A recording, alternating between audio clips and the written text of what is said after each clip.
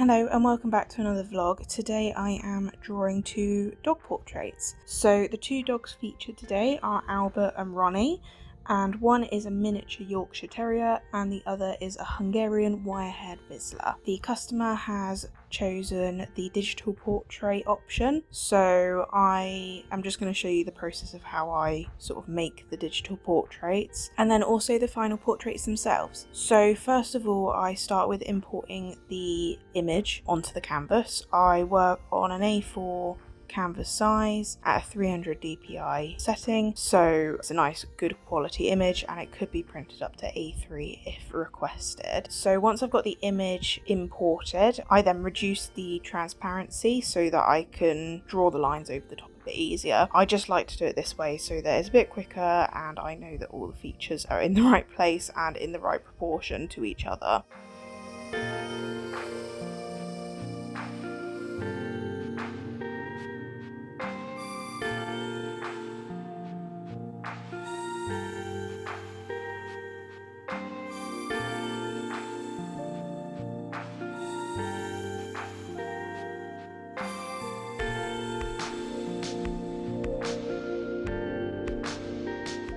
So once I've got the line work figured out, I then go in and do one layer that is the full colour of the dog. Here I've just chosen like a very dark grey colour just to work on, and then I work with lighter colours on top of that. I find this easiest to work with and this is just the way that I do it. I've tried many different processes, but this is the quickest way for me to work and get the outcome that I like. So what I do is any new layer that I create, I'll then make it as a clipping mask so that I don't have to go around and be really precise with the outlines, because I've got that base layer that is within the outlines.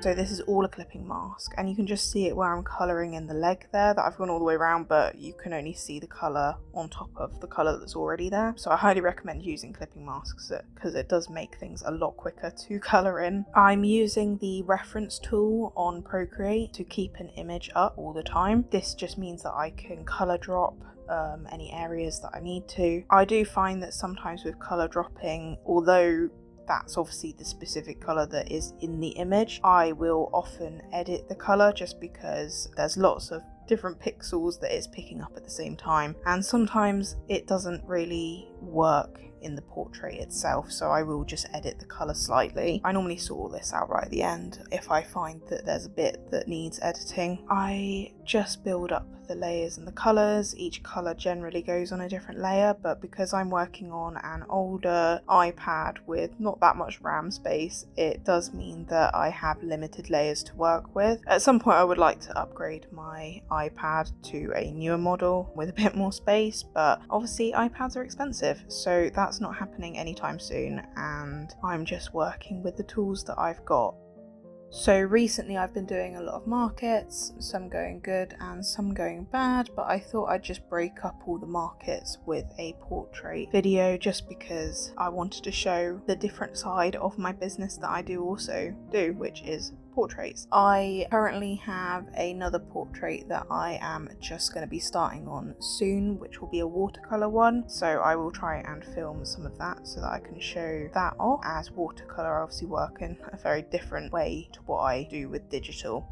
If you have any questions about my process or how I use certain tools or what brushes and stuff that I use, then just drop a comment below and I'm happy to answer them. A lot of people do have an issue with tracing and things like that, but I actually think of it as a very good tool to have in your back pocket. For instance, when I'm working with real media, I'll use things like carbon paper because it does make life a lot easier and a lot quicker.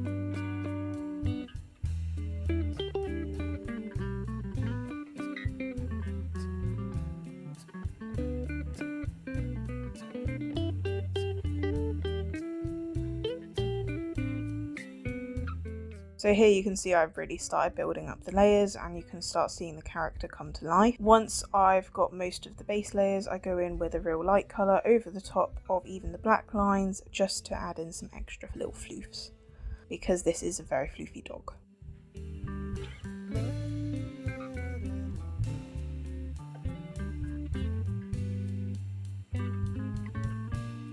The client also wanted the little bandana included on this dog, so I have just done the line work and now I'm filling it in. It took me a moment to work out how to do this, because I don't often do sort of bandanas and clothing on dog, just because some clients don't want it included, so I don't often get the chance to work with clothing and things, but this client did, so it was really nice to experiment and work out how to do it. But yeah, it did take a little bit of time, and then I realized that I got the angle of the bandana slightly wrong, so I just had to adjust that a little bit, but I think it looks a lot better after. So what I've done is I put each stripe on a different layer, and then I've set the transparency so that you can see the layers underneath. The only one that I didn't do this for was the red, so that it would stand out a bit more, and I'm really trying to show that the cloth is like folded and bunched up, so I'm just making different thicknesses of lines, and then I do also add in some shading at the end to emphasize this a bit more.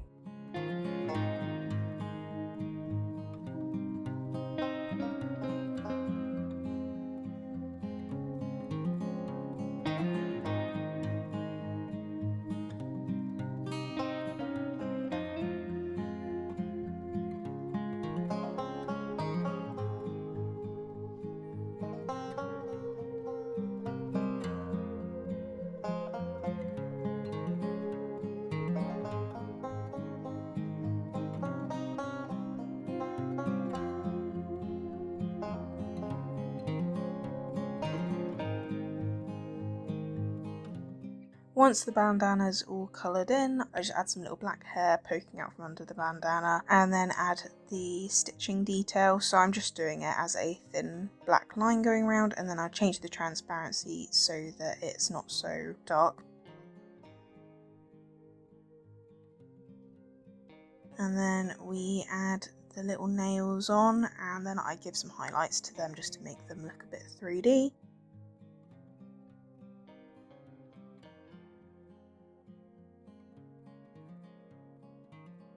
So the next dog is the Vizsla. I have actually drawn a Vizsla in this style before because my sister has a Vizsla. However, this one is a wire-haired one, which I have not drawn before. But again, same technique, same canvas size of A4 300 dpi, and then I make the reference image transparent so that I can do the line work over the top, and I'm just making sure that I add in all the little floofs. This digital style is supposed to be a simplistic form. It's not supposed to be like a highly detailed portrait, which is what I quite like about it, because you get that character but without it being a really lifelike image.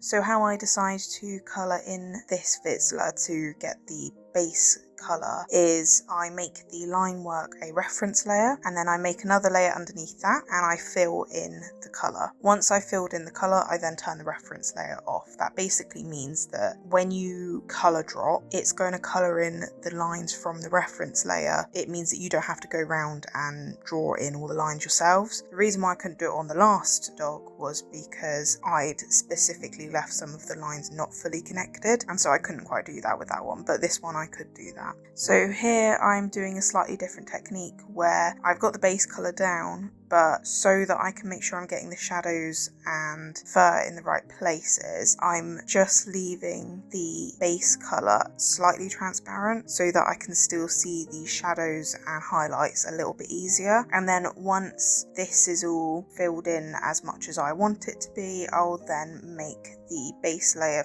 fully opaque so that all the colours show up properly. I can finalise the shadows and highlights with the full colour. So the way I'm getting all of the other layers to also be slightly transparent is by making sure that they are clipping masks, because if they're clipping masks then they'll stay the same transparency as the base layer.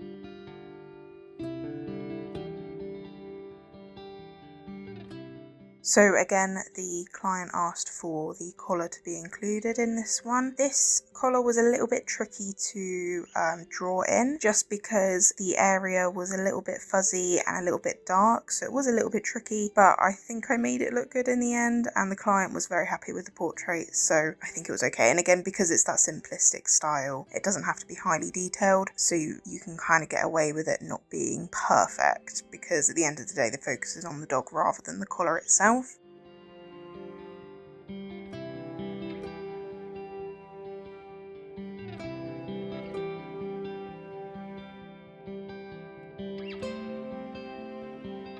So to colour in the line work of this collar, I've turned the layer into an alpha lock. This means that it will only colour the pixels that are already coloured, it won't make new pixels, and that just allows me to colour them in without worrying about going over the edges, and then I just go back in with a black just to recolour in the areas that should be black.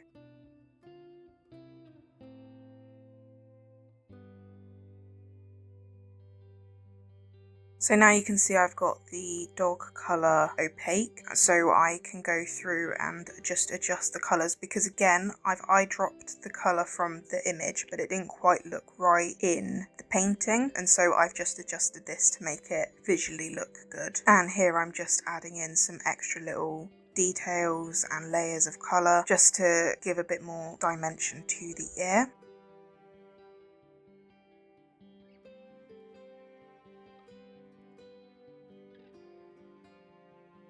And I can also go in and add some more shadows and highlights to the main body.